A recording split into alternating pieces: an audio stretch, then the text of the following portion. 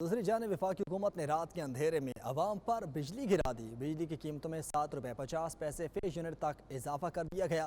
کابینہ نے سرکولیشن کے ذریعے اسمبلی کی منظوری دے دی، جبکہ نیپرا اب وفاقی حکومت کی درخواست پر سماعت کے بعد فیصلہ دے گا۔ اسلام آباد سے یہ رپورٹ۔